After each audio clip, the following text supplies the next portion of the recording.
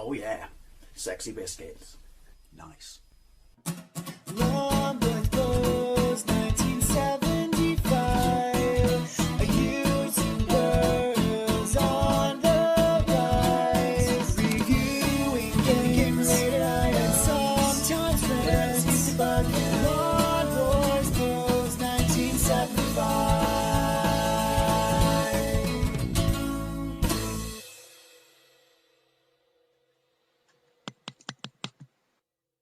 Hey YouTube, Longboys Post 1975 and welcome to another Nostalgic Memories of video. And I say Nostalgic Memories of video because it is, but it's also kind of the funny story of the Plus 3 for me, because even though it was a gift from my dad to all three of us, I was kind of in SEGA Mastersystem town, which was a great place to live, you know, in late 87 and early 88. And late 87 would have been when we got our Plus 3. Now, obviously, I've done a Nostalgic Memories of the Sinclair ZX Spectrum, but because the Plus 3 for us was such a late entry into, well, not late entry, we'd had a Spectrum at this point for 5 years. Our first Spectrum my dad bought us is, you know, if you watch this channel, in 1982, and we absolutely loved it. It was a 48K rubber mat. He then upgraded it to a, you know, to the Plus, 48K Plus keyboard. We then got a 16K rubber mat and a 32K RAM pack, so we could take it with a black and white TV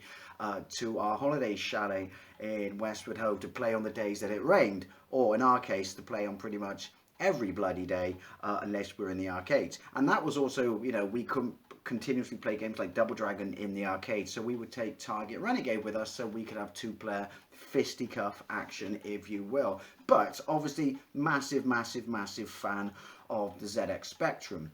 Now, at some point, obviously, if you know this, Amstrad, well, what was this, 1986? Thanks to the failure of Sir Clive's electric car, what with everyone having a hard-on for the, you know, green energy these days, it probably would have taken off, even though it was suicidal. But then it was, you know, kind of ahead of its time and a bit poorly implemented, we should say, and it destroyed his company, so he sold his company. This is the Speed Readers version to Alan Sugar of Amstrad, and he rejigged the Spectrum machines, because obviously after the 48K Plus there was the 128K. That was the last official Spectrum machine.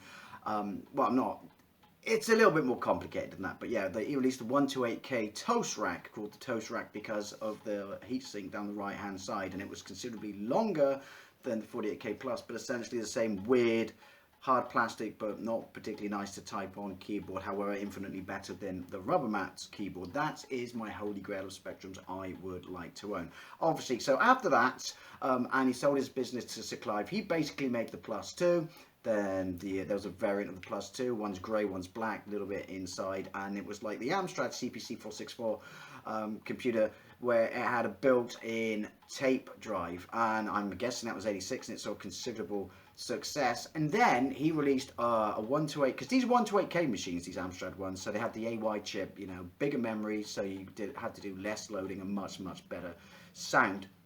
But he released a Plus 3 that was like the CPC 128 disc machine. Very interesting disc, bulletproof. You could use it as a stab vest, and I think it's double-sided. Pretty sure it's double-sided. But anyway, so I'm not sure why he decided to upgrade for us, because in 89 my twin brother would have got his Atari ST, so we're all verging on our own systems at this point. Would have got his Atari ST. In 89 I would have upgraded to a Japanese Mega Drive. But in 88, very early 88, probably Christmas 87 actually, to be fair, I got a SEGA Master System. So, despite having a massive amount of nostalgia for the ZX Spectrum, I had a Master System, my own system at this point, that I bought my own games for and absolutely loved and played. So you're probably thinking, why would you downgrade yourself and play with the Plus 3? Well, first of all, any extra tech in your household is, you know, brilliant. You know, I love to experience new tech, disk drive, stuff like that, 128K, but also games on the Master System were like, you know, 19 quid, 24.99 and 29.99, and you couldn't pirate them, allegedly. I say allegedly, I mean that referring to the Spectrum stuff. So my library was limited, plus also I was such a massive fan of the ZX Spectrum, still very much in love with it, because we've had it for 5 years at this point.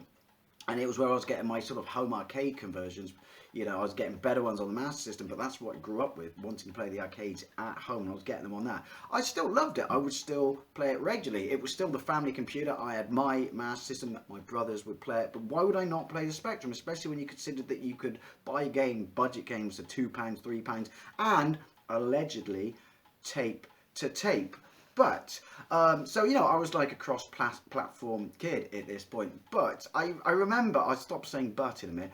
It was, so I was a first year in 87. That was my first year at secondary school. So in up to summer 88, I was still a first year. And we went to a school camp in Dartmoor called Simmons Bath. I'm pretty sure you couldn't do this now. 2 teachers, renting transit minivans, driving a class of like 20 odd kids there, and only 2 people to look after you for the entire week, and you know, provide the meals and stuff like that, and take you on, because everyone did it in the first year. Every form did it, I should say, not form, every class did it, you know, in the first year, you know, your registration class. And yeah, I mean, you couldn't do that now, could you? Or could you? Health and safety? Anyway, all I remember is I came home that Friday, and my dad had found a 128K plus 3 in the newspaper. So this is, you know, a year or so after its launch. I don't know if it didn't do that well because it was quite pricey at launch. This was obviously second hand.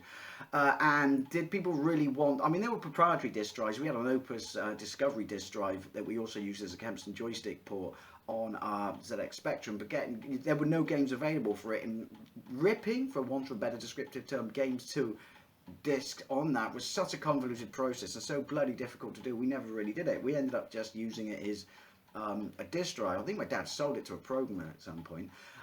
But so yeah, I was, when, you know, disk drives really, if you had a proprietary or sorry, a third-party disk drive on your Spectrum, and whoever made it, let me know, and let me know, was it a big deal, could you buy games for it? But obviously Amstrad were going to make it a point that, since obviously this was, you know, a big machine with a disk drive, and you already make games on this, was it 3-inch? I can't remember. They were thick fuckers, really, really thick. But so obviously software houses would support it, but this would come in at a really, really expensive like prices, like sort of like $14.99. I mean, even the quicker loading times, particularly for 128K games, but we'll get to that. Why I still love, and it was a big deal and an interesting deal when I had other systems to play. I mean, the Master System, that I would downgrade, you would think, downgrade myself to a lowly ZX Spectrum, because you had better sound, bigger memory, but it still looked like Spectrum. But yeah, so we got around games being really fucking expensive on disc, and I'll talk about that later. But the point is, it was cheap, and we got it. And I came home that evening, I was knackered after a week of doing this pointless scholastic rubbish and shit like that. Pretty sure we walked through a field where the Dartmoor beast had been, because there were sheep and lambs everywhere, shredded to fuck. Never forgot that, because I was 12, going on 13. But yeah, my mum was like, I can't remember where he was or something like that, with like football training or something, but your dad's found this, and we're going to drive to Keynsham, and pre-sat navs, and I've got the money, and you have to read the A to Z. And so yeah, my mum drove to Keynsham, and I read the A to Z, and we bought an unboxed ZX Spectrum plus 3 with a bunch of discs that would have come with it, like Imagine disc that had stuff like Green Beret, Maelstrom on, Nomad on, and stuff that I really can't remember. And a bunch of blank discs, and we would carry on buying blank discs from Boots at that point. I can't remember what they were, but they came in packs of 5, and they came in a really cool cardboard box. But yeah, we bought, I came with a light phaser as well, because I don't think there was a pack with the plus 3 like it was with the plus 2, which was the James Bond pack, where you got a light phaser. But we had a light phaser, and we must have bought it separately, because it had a bunch of games on tape, including Operation Wolf, and they were overrated. It looked like the Master System light phaser, but a line of white would come across the screen, and one would go up from the bottom, which is where it would pinpoint the part on the screen where you were shooting. It completely broke. I mean, the Master System flashed, so did the NES, and you know, and gave you like a headache bordering on seizure. Caesar, yeah. I'll have mine with chips, please. But this really bought you out. But it wasn't about that. It was getting a plus 3, and it was about getting the all-important 128K of memory and the sound upgrade. And then we played this disc-based game. We had one set of disc games that came with it, I think, but where I absolutely love the Plus 3 and where I wanted to, why I can't talk, I've only just come in from work to be fair, why I wanted to do this extra video at ZX Spectrum, particularly the Plus 3, was even though I had a Master System, the great thing about the Plus 3 was we already had, whether it was on tape or not, because even though it came with a disc drive built in, you could still hook up a cassette recorder. If anything, the Plus 3 was probably the better model to have than the Plus 2, because you could put your own cassette recorder in it, but you had access to a disc drive. And with what my dad got a couple of days later, the Multiface became an absolute bloody godsend. I'm not the only person who did the things we did with this, but it was amazing. But basically, we built up a massive collection of games on tape at this point, and we'd always read in the magazines when you saw stuff like Daley Thompson's Super Test 128. So there's a 128K version of the Daley Thompson Super Test, which was a sequel to Decathlon, which is an amazing game, which had extra events and 128 sound. And there were other games that were specifically for the 128K, and that would be stuff like Where Time Stood Still, which is Denton Design's epic 3D isometric adventure, kind of a follow-up to The Great Escape. But, you know, think about those old dinosaur movies, The Land Before... the Land What Time Forgot, or I'm just going to say The Land Before Time, but isn't that a bloody Don Bluth cartoon? But you know the ones I mean. But we'd always read in these magazines and seen that there were games that were for the 128K only, and we couldn't play them, and we were absolutely gutted and devastated. That was the big one, where Time Stood Still. But also, regular games would have extended versions, and when I say extended, you load all the levels in at once. None of this multi-loading level rubbish like on Outrun that ruined it. And made it pretty much an absolute, you know, logistical. Sure, it loaded it all in at once. I mean, it ran slow and stuff like that, but we loved it. But also, you'd have the amazing 128K music, and then you'd have stuff like Robocop.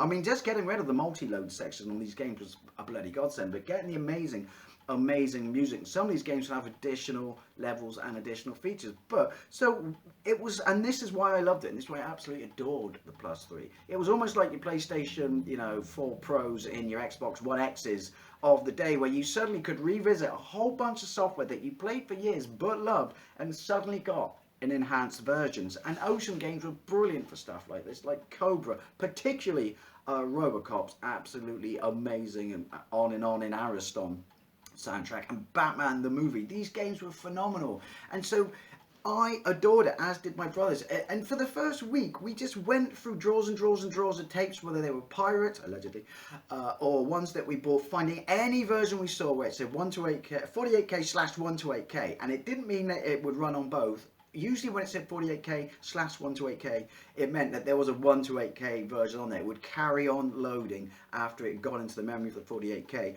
or the entire thing would go in, and, you know, and you wouldn't have to worry about multi-loaders. So for weeks, it was this whole new, like, it was like untapping a massive more amount of potential of our beloved Specky, because you essentially were doing that and getting I think the AY chip is fantastic, and it was what was in the Totorak, wasn't it? But it was also what was in Amstrad's CPC line of computers. And am I right in thinking it's what was in the Atari ST? By all means, correct me if I'm wrong. So obviously I had, compared to the Spectrum, a graphical powerhouse, a beast, if you will, of the SEGA Master System. But as I said, ignoring the cost of games, which meant I would go back to the Spectrum, I literally got to have a whole new second crack at games that I played for years and loved for years, and get to see them and hear them in a whole new light. And we used to pour through the massive amount of computer magazines that we still had for, like, your Sinclair, Crash Magazine, Sinclair User, looking for ones where we could find out what games had, because not all of them actually mentioned it, to be fair, whether, even when I said, you know, it said 48K, 128K on the front, not all of them mentioned it, and we went through it. And so basically extended library. So I love this. So I was basically playing my Plus 3 as much as my Master System. We still had it, obviously, when I got my Japanese Mega Drive, and I still played it then for a bit, but obviously that was a real. But yeah, so I was a firm resident of Master System town, but I was absolutely loving my ZX Spectrum Plus 3 apartment, if you will. So yeah, but the bit that really, really absolutely blew our minds out, it was amazing. Our dad kind of remembered that he couldn't, and he tried it the most, back up games to the Opus disk drive, so you could then load them ultra quick on the disc.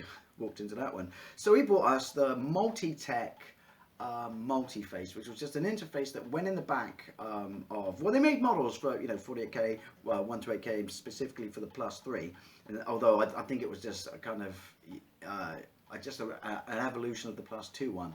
Or maybe it wasn't, I don't know. So you press this button and you got a menu at the bottom of the screen. It was stuff like poke, and the magazines would print pokes, and you, instead of typing in like a little program or a bunch of stuff inserting into the game, you just go blah blah blah blah blah, infinite lives, infinite ammunition, level skip, stuff like that. And then there was backup, and you could back it up to tape. Literally press the game back up to tape, and it would back up the game to the tape.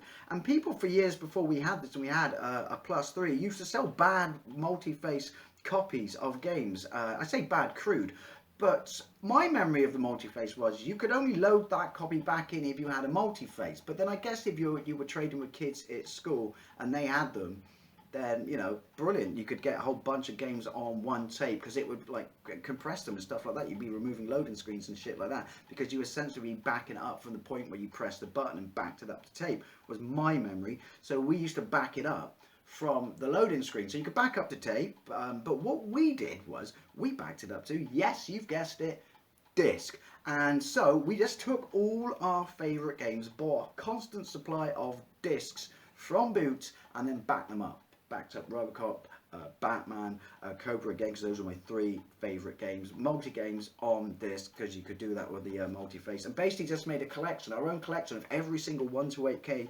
plus version where you got extra music and stuff like that. Like I had an Outrun disc, which was basically 128K Outrun. So yeah, I still have a massive soft spot for that. Still think it's a really good port, especially if you play it in emulation and speed it up. But yeah, so I had a version of that because I had that game on tape, and so the only chore was you had to load it in once in its entirety, and then particularly with 128K games would take a while. So my brother did that with where time stood still, and yeah, so we had a massive library of discs, games, but we never bought them for the crippling and quite frankly rip-off price of 15 quid, 40.99 in 1987 into 1988. What's that adjusted for inflation now? A fucking rip-off is what it is, and just adjusted. But yeah, but then the bit where it became, and I really like devoted time to the the Plus 3, was I got to beat, without poking, beat a shit ton of games that I always used to find too difficult but get a reasonable amount into, such as Batman the movie. The driving stages on that used to kick my ass, but I would use a disc, a fresh disc that would just be for all my save states, because that's what you were doing. Get really far in the game, pause, red button, back up to disc, but you would back it up at the point where you paused it, because like I said, you would normally back it up at the menu, but if you did it like this, you basically had save states before save states were even a thing. I think so. That's where my biggest sort of nostalgia comes from for the ZX Spectrum Plus 3, not just because of the graphical improvements, all the levels loaded in once, and sound improvements, because there were graphical improvements and stuff like that with animation. Chase HQ, obviously, 128K version of Chase HQ, another one we obviously made into a disc version. If it was like the early days of when I had my PlayStation and a computer, I'd be banging out laser printed copies of all these that I'd made myself in an art package. But then no, I wouldn't, because it would have been an art package on the ZX Spectrum and looked like shit. But yeah, so I have a massive amount of nostalgia of using that multi-face as a save state device and creaming through a whole bunch of games that I never quite completed but could get a reasonably far amount into. And I have such, and my brothers did this, I have such nostalgia for basically using the multi-face for something it wasn't really ever designed for. It was designed as a backup tool, essentially, and a poking tool. Those are the main things. There were other things on the menu at the bottom. If anyone can remember, please tell me. I could just Google it, but I'm lazy and I want breakfast after this video. But so yeah, the reason I want to make this video is most people remember that I have a massive amount of nostalgia for the Sinclair ZX Spectrum. When I talk about that, I'm essentially referring to kind of the whole family of the Spectrum, but more specifically so the 48K. But along came this machine where I already had a Master System, and there was crossover with it. Well, I'm pretty sure I did have it at Christmas before we got this, and obviously crossover with the Mega Drive, and eventually crossover with my brother's Atari ST. But so you would think there would be no reason for me to play backstep hardware, if you will, backstep a computer system, if you will, but there was. And that's why I wanted to make this video. So basically that was me, memories of the ZX Spectrum, then me, the ZX Spectrum Plus 3, and the fact that the disk drive coupled, because that's what made it. Would I ever had as much nostalgia for it if we didn't have a multi-face? Probably not. But certainly would still loved and cared for the fact that we were getting, you know, no multi-loaders, extended experiences and better sound. And obviously the keyboard was fantastic. Proper keyboard. Shame about you had to use Sinclair shit joysticks until Cheetah and the 125 realised that you could just put an extended cord on it and put their own proper, time for breakfast, 9-pin thing on it. But yeah, the multi-face made that like one of my best times in gaming, because it was a chance to see. I couldn't even do this on half the games I got on the Master System if there was nothing in the magazines for level skips and stuff like that, or you know, invulnerability codes like there was on R-Type. I never would have completed you know, half the games. But this literally gave me a chance to get even more value out of the games that I had and I was reasonably good at, but couldn't quite just get to the next level and finish off in their entirety. So yeah, I have a massive amount of nostalgia for the Plus 3 and the multi-face. But it's weird that I do, because you would think that I didn't, because I had a SEGA Master System at this point. Anyway, it's kind of got away from me. Hopefully this will make sense. Anyway, as always, I'd love to know what you think, especially you had a ZX Spectrum Plus 3. Did you buy disc games on it? Did you make your own on it? Did you have a multi-face like we did? And did you use it as a save state device? I'm wondering how many people did that. I'm probably thinking we were the only one, but I'm guessing a shitload of people did. And did you ever have a similar experience where you had a family system, but then you got your own system, but then I'm guessing looking at like the 128s of the Commodore, the Amstrad and the Spectrum, but you know, got your own, maybe a console, stuff like that, but you still went back to your original family system? Anyway, as always, I'd love to know what you think. Thank you very much for watching, and I'll see you later.